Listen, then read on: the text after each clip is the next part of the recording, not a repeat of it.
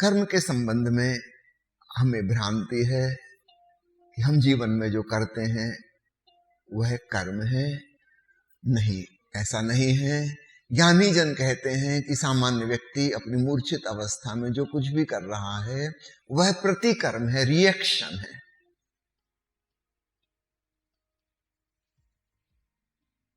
यह कर्म नहीं है, रिएक्शन। किसी व्यक्ति ने हमको देखकर मुस्कुराया, हमारी तारीफ में दो चार बातें कह दी, दो पंक्ति कविता की सुना दी, एक शेर कह दिया, हम प्रसन्न हो गए। अब हमारे भीतर जो प्रसन्नता आई है यह एक रिएक्शन है। इस प्रसन्नता की वजह से हम उसके प्रति प्रेम महसूस करने लगे। यह प्रेम एक रिएक्शन है। जब हम कहते हैं कि मैं फलाने व्यक्ति को प्रेम करता हूं, हम गलत कह रहे हैं, हम उसे प्रेम नहीं कर रहे हैं, हम केवल प्रतिक्रिया कर रहे हैं, रिएक्शन कर रहे हैं। 4 दिन बाद वो आदमी बदल जाता है, वो हमारी प्रशंसा की जगह निंदा करने लगता है, कुछ गलतियां बता देता है, अपमानजनक शब्द कह देता है। हमारे अंदर का रिएक्शन चेंज हो जाता है, हमारा प्रेम सब खत्म, हम गुस्से में आ गए, घृणा से भर गए, सब आकर्षण खत्म हो गया, विकर्षण शुरू हो गया। कैसे इससे दूर हटें, कैसे इससे बचें, भविष्य में इसकी शकल ना देखनी पड़े कभी। ना हमारा प्रेम हमारा एक्शन था, उस प्रेम के चलते हुए हमने जो कुछ भी किया वो हमारे कर्म नहीं थे, वो प्रतिकर्म थे। और अब घृणा के चलते, गुस्सा के चलते हम जो कर्म करेंगे ये भी हमारे कर्म नहीं है, ये रिएक्शन है। प्रतिकर्म मैकेनिकल होते हैं। जैसे पंखा चल रहा, हमने बटन दबाई तो बंद हो जाएगा। अब पंखा सोचे कि मैं चल रहा था तो वो गलती में है, वो चल नहीं रहा था, चलाया जा रहा था। किसी ने बटन दबाई थी तो वो चल गया था, किसी ने फिर बटन दबा दी तो बंद हो गया। पंखा भ्रांति में हो सकता है कि मेरी मर्जी है जब मैं चलता हूं, मेरी मर्जी है नहीं चलता हूं। नहीं, यंत्र की कोई स्वतंत्रता नहीं है, वो मजबूर है। अगर हम जरा सा भी होशपूर्वक अपने जीवन के कर्मों का निरीक्षण करेंगे, हम पाएंगे हम बिल्कुल मजबूर हैं, हम लाचार हैं ऐसा करने के लिए। बाहर के व्यक्ति, बाहर की परिस्थिति, सिचुएशन हमसे कुछ करवा लेती है और हमको करना पड़ता है। हमारी स्वतंत्रता जैसी कोई चीज ही नहीं है। फिर हम उसे अपना कर्म कहने के अधिकारी भी नहीं है। जैसे पंखा नहीं कह सकता कि मैं चल रहा हूं, मैं बंद हो गया। उसकी कोई फ्रीडम है ही नहीं, वो तो मजबूर है।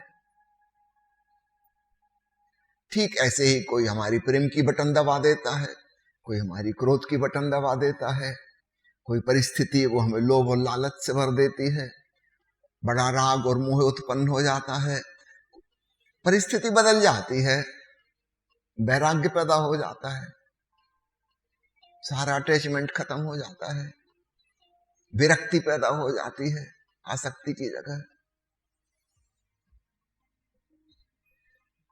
और इन्हीं भावनाओं के चलते हम जो कर्म कर रहे हैं हम उसे अपना कर्म समझते हैं। तो सबसे पहले तो इस बात के प्रति सतर्क हो जाएं। 99% हमारे जीवन में कर्म है ही नहीं, सब प्रतिकर्म है। बामुश्किल कभी कभार 1-8% कुछ कर्म होता होगा।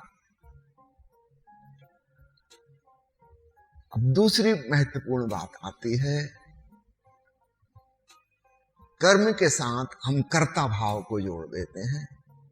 आई एम द डूअर, मैं पैदल चल रहा हूं, मैं बैठ गया हूं, मैं खाना खा रहा हूं।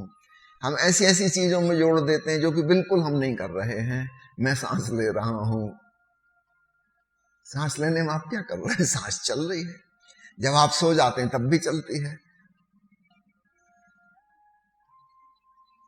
सोने में तो कम से कम आप नहीं कर रहे थे कुछ, इसका मतलब अपने आप एक ऑटोनॉमिक फंक्शन है, चल रहा है। हृदय अपने आप धड़क रहा है, खून अपने आप बह रहा है। विकर्म का अर्थ होता है अपने आप हो रहे कर्म। सुबह नींद खुल गई, रात हो गई, थक गए, नींद आने लगी, लेकिन हम उसमें भी कहते हैं कि कल रात में 11 बजे सो गया था, जैसे मैंने कुछ किया था। मेरे वश में है क्या नींद? और जब नहीं आएगी तो नहीं आएगी, आप कर लेना, कुछ भी कर लेना, नहीं आएगी। आप करोगे तो और नहीं आएगी। स्पष्ट है, नींद अपने आप आती है, नींद पूरी हो जाती है, नींद खुल जाती है। जीवन के विकर्म की तरफ दृष्टि करो। अधिकांश महत्वपूर्ण चीजें, याद रखना, महत्वपूर्ण चीजें अपने आप हो रही हैं, जो जो जीवन के लिए बहुत महत्वपूर्ण है। भूख का लगना, भोजन का पचना, नींद का आना, नींद का खुलना, सांस का चलना, हृदय का धड़कना, और हमारे विभिन्न अंगों में क्या क्या काम चल रहे हैं, किडनी क्या कर रही है, लिवर क्या कर रहा है, आपको कुछ खबर है? कितना महत्वपूर्ण काम चल रहा है भीतर, आपको कुछ पता है? रोटी दाल चावल खा के उसका खून कैसे बन गया, हड्डी कैसे बन गई, मांस कैसे बन गया?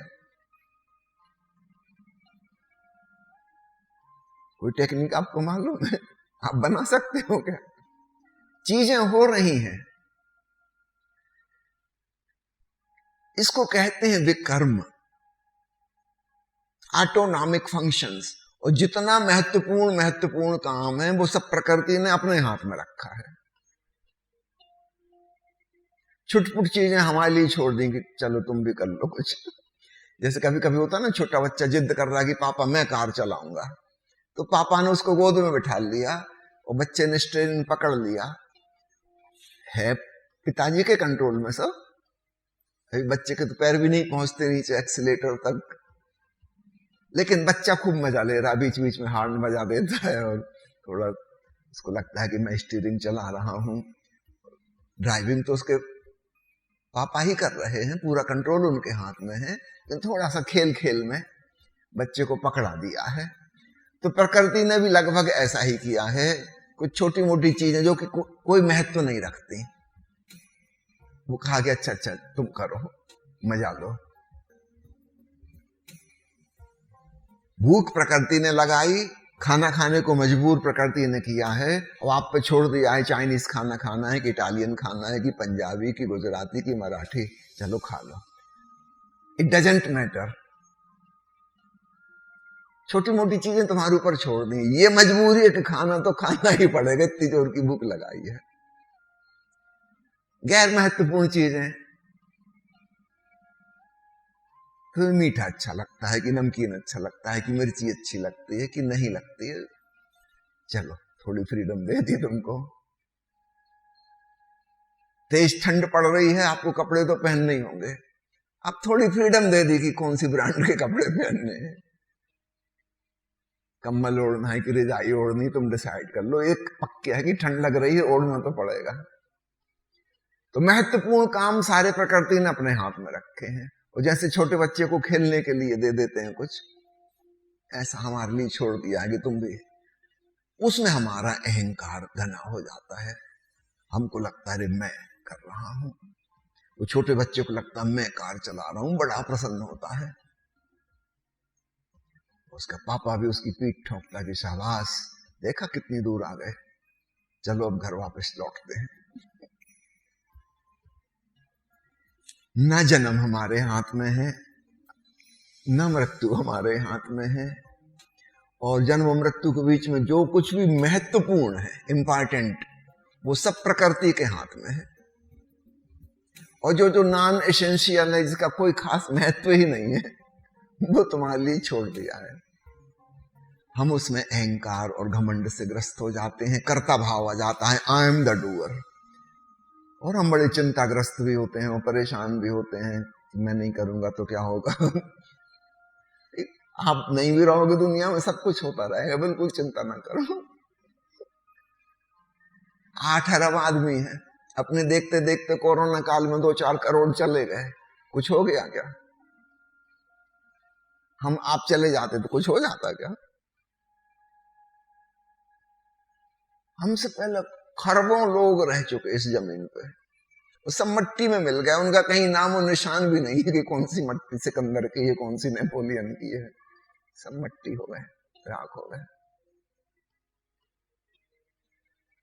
प्यारे मित्रों, कर्म योग के बारे में सबसे महत्वपूर्ण बात है, पहली बात, हम प्रतिकर्म कर रहे हैं, कर्म कर ही नहीं रहे हैं। दूसरी बात, हमने कर्ता भाव जो जोड़ दिया है, ईगो, अहम भाव, मैं करने वाला हूं, इसके प्रति जागो, चेतो।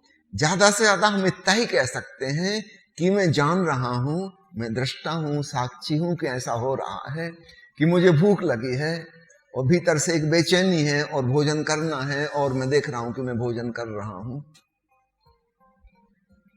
हम दृष्टा हैं इसके, करता नहीं है। कि मैं थक गया हूं और जोर से नींद आ रही है और अब मैं बिस्तर पे पड़ गया और देखो नींद आ रही है, मैं कुछ नहीं कर रहा हूं, नींद आ रही है। थोड़ा दृष्टिकोण बदलें।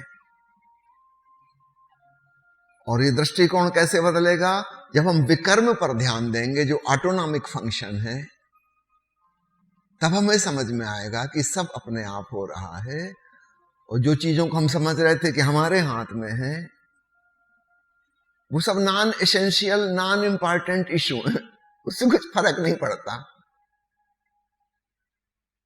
वो खेल खेल की बात है, वो हो ना हो कुछ फर्क नहीं पड़ता। तब हम उसके प्रति जो गंभीर दृष्टिकोण अपनाए थे, सीरियस हो गए थे, उसको विड्रा करें और एक खेल की तरह ही उसको देखें, एक अभिनय की तरह। जैसे कि एक्टिंग की जा रही है और मैं ही उसका दृष्टा हूं, एक्टर भी मैं हूं, दृष्टा भी मैं हूं।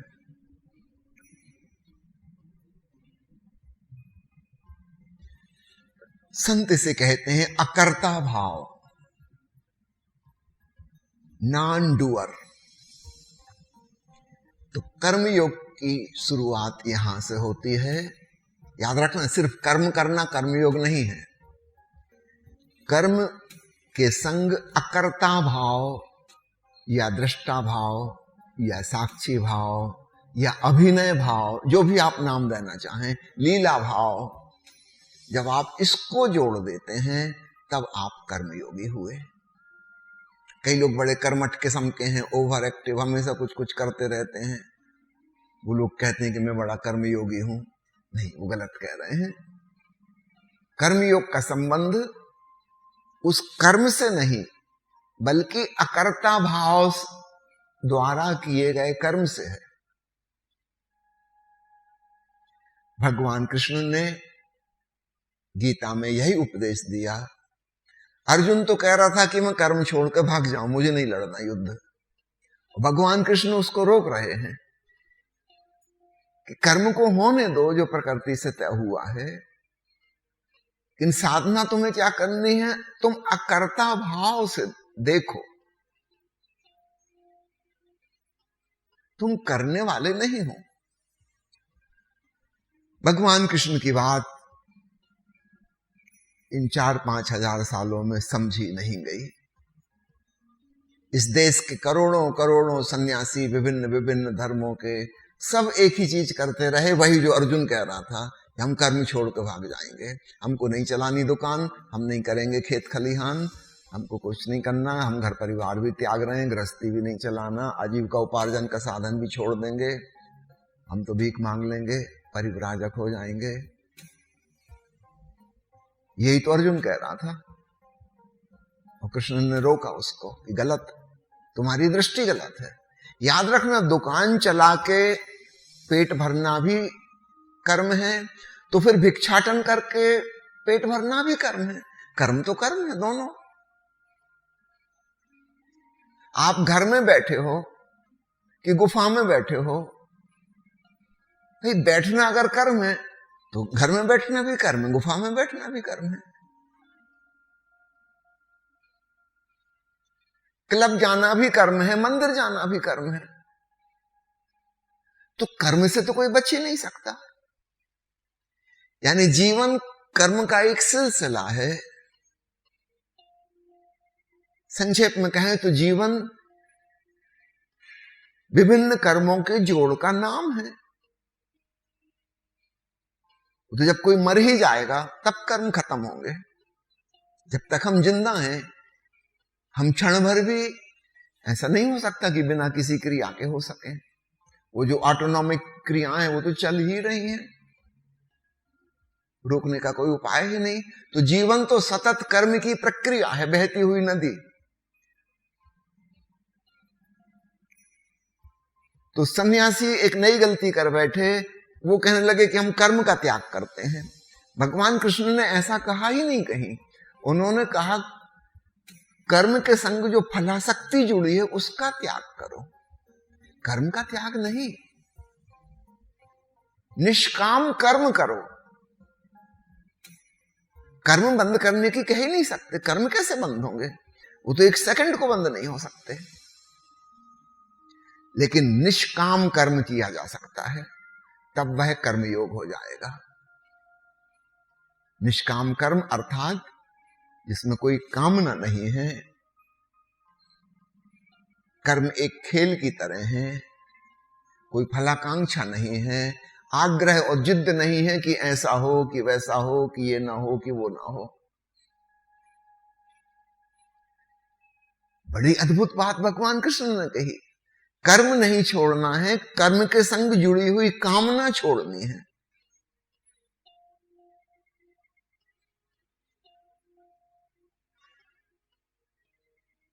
और हमारे तथाकथित धर्म गुरु जो स्वर्ग का वर्णन करते हैं वो इसका ठीक उल्टा है।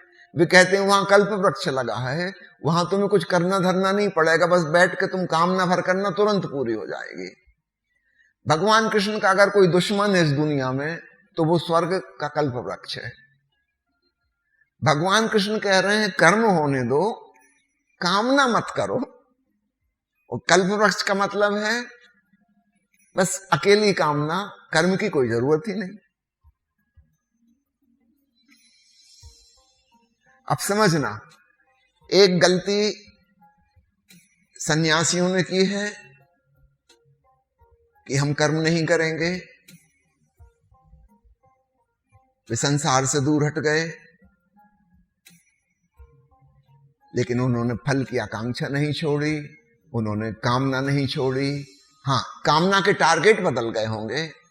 पहले वो सोच रहे थे धन कमाना है, अब सोच रहे हैं ध्यान में प्रगति करनी है। पहले कह रहे थे महल बनाना है, अब वो कह रहे हैं मोक्ष पाना है। टारगेट बदल गए, कामना बदल गई, वासना बदल गई, लेकिन वासना तो मौजूद है।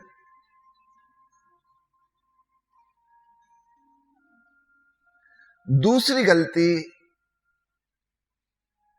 पश्चिमी मनोवृत्ति के लोगों ने वैज्ञानिक अनुसंधान करके की। आप पूरे वैज्ञानिक अनुसंधानों को अगर देखें, संक्षेप में वो क्या है? कर्म से बचने का उपाय। पहले हमको झाड़ू लगानी पड़ती थी, और उन्होंने वैक्यूम क्लीनर बना लिया। पहले हमको कुएं से पानी खींचना पड़ता था, बहुत मेहनत होती थी, अब सबमर्सिबल पंप लगा लिया। पहले पंखा जला के हवा करनी पड़ेगी, अब बिजली पंखा चला रही है। क्या कुल मिला के हमने क्या किया? कर्म से बचने का उपाय, हमको कर्म ना करना पड़े, हम मशीन। अब धीरे धीरे आर्टिफिशियल इंटेलिजेंस और रोबोट्स, आने वाले 20-25 साल में आदमी के सारे काम धाम खत्म हो जाएंगे, मनुष्य के पास करने को कुछ रहेगा ही नहीं। और वो दुनिया का सबसे बड़ा दुर्भाग्य का दिन होगा। पूरी पृथ्वी एक पागल खाना हो जाएगी, क्योंकि कर्म के बिना आदमी रह नहीं सकता। वो करेगा क्या? वो लड़ाई झगड़ा करेगा, वो मारपीट करेगा, वो हिंसा करेगा, कुछ तो करेगा। पहले अन्य कामों में उलझा रहता था, अब वो काम सब खत्म हो गए।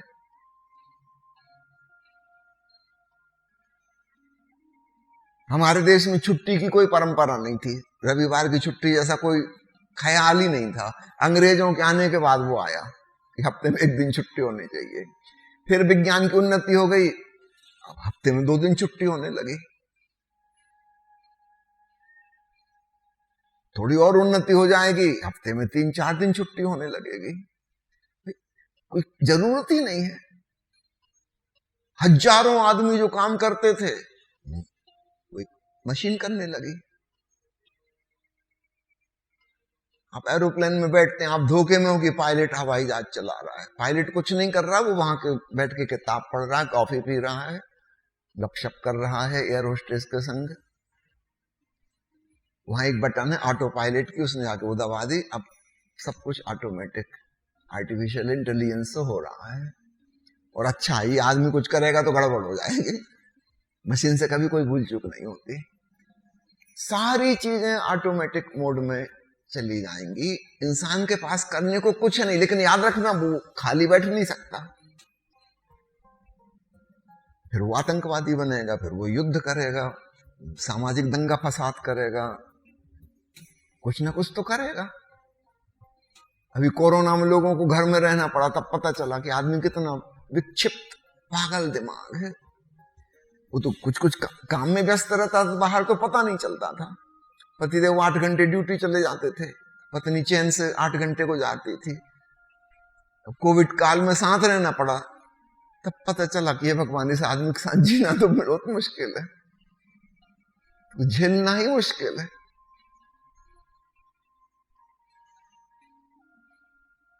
हर पत्नी को समझ में आ गया कि मेरे माता पिता ने अच्छा लड़का नहीं देखा, ये कहां के दुष्ट से पागल से शादी कर दी। बच्चे घर में हैं, वो स्कूल चले जाते थे, छुटकारा हो जाता था इन आतंकवादियों से। वो दिन भर आतंक मचा रहे हैं। तब माता पिता को पता चला कि टीचर्स बेचारे कितने महान हैं, इन सबको झेलते हैं। इनको झेलना कोई हंसी खेल है।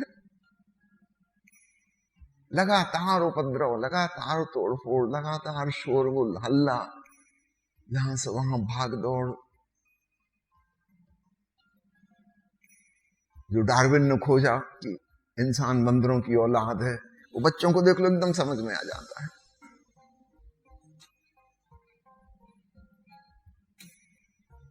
कोविड काल में जब उनके संग रहना पड़ा, माता पिता को घृणा पैदा हो गई बच्चों से, बच्चों को घृणा पैदा हो गई माता पिता से। पहले वो घृणा टीचर्स पर लग जाती थी, अब पता चला ये माता पिता भी बहुत दुष्ट हैं। जब देखो, जब अनुशासन अनुशासन अनुशासन, प्राण ले लेंगे डिसिप्लिन करा करा के।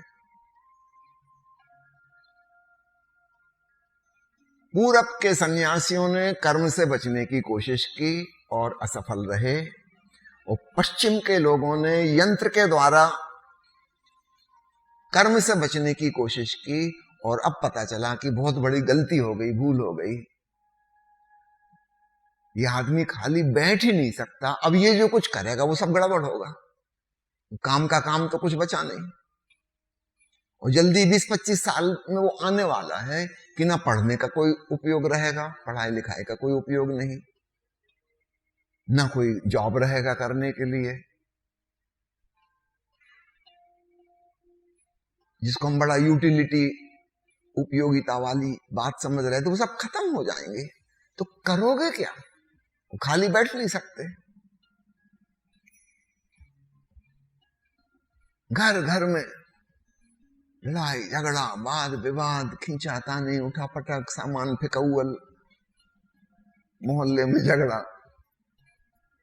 पूरा पागल खाना धरती प्रकट हो जाएगा। पागल खाना जो छुपा छुपा था अभी, क्योंकि आदमी बेचारे इतना व्यस्त था। अब वो करे क्या?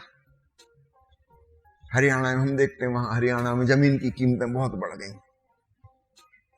अब जिस आदमी के पास 10 एकड़ जमीन थी, पहले उसकी कोई कीमत नहीं थी, वो खुद ही परिवार के लोग जोते रहते थे, खेतों में काम करते थे, बैलों से काम लेते थे। अब उनके पास पता है कि ये तो 50 करोड़ की जमीन है। अब उनके खानदान का कोई व्यक्ति काम करने तैयार नहीं, खेत की तरफ जाने तैयार नहीं। काम मशीनें कर रही हैं, बैल और हल भी चले गए, बड़े बड़े ट्रैक्टर आ गए, बड़ी बड़ी मशीनें आ गई फसल काटने वाली, और नई पीढ़ी ने तो खेत की तरफ मुख मोड़ना ही बंद कर दिया। उनको तो लगता है 1 एकड़ जमीन बेच दो 5 करोड़ आ जाएंगे, 5 करोड़ में ऐश करेंगे। गांव में रहेगा कौन?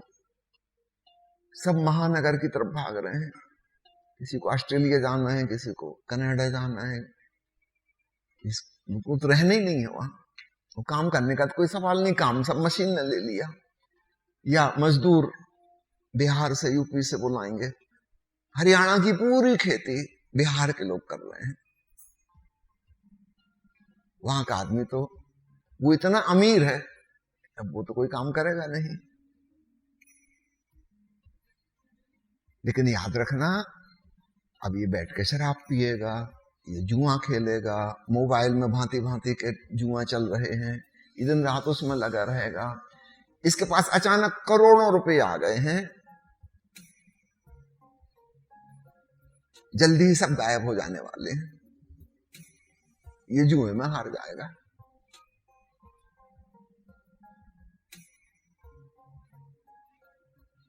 अमेरिका में कोविड काल में 2 चीजों की सबसे ज्यादा सेल बढ़ी, एक शराब और दूसरी पिस्टल। शराब तक तो समझ में आता था, हथियार क्यों इतने ज्यादा बिके? तो आदमी करे क्या? चलो निशाना ही लगाना सीख लें, फुर्सत में बैठने का भी काम आएगा, और कभी क्या जल्दी काम आ जाएगा। आपके हाथ में हथियार है और क्रोधी मन है, कुछ ना कुछ आप उपद्रव करोगे। पूरी दुनिया में मर्डर की और सुसाइड की गिनती रोज बढ़ती जा रही है, रोज, पूरी दुनिया में, चाहे वो गरीब देश हो चाहे अमीर देश हो। आदमी के पास कुछ करने को नहीं है। ये आदमी कभी लकड़हारा हुआ करता था, दिन भर कुल्हाड़ी चलाता था, जंगल से लकड़ी काट के लाता था, इसका क्रोध उसमें खत्म हो जाता था। अब ये बैठा बैठा टीवी देख रहा है, और टीवी में एक से एक उत्तेजक कहानी आ रही हैं, और इसके पास पिस्तौल भी है, ये कुछ भी कर सकता है, किसी न किसी को मारेगा वो।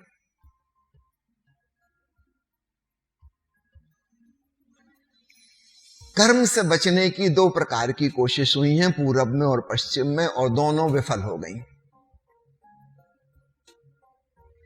तो खूब अच्छे से समझ लो, कर्म से बचना संभव नहीं है। कर्म जीवन है, जीवन और कर्म पर्यायवाची हैं। अकर्ता भाव अगर जुड़ जाए कर्म में, अर्थात कर्म का त्याग नहीं कर्ता भाव का त्याग हो जाए, तो हम कर्मयोगी हो जाएंगे।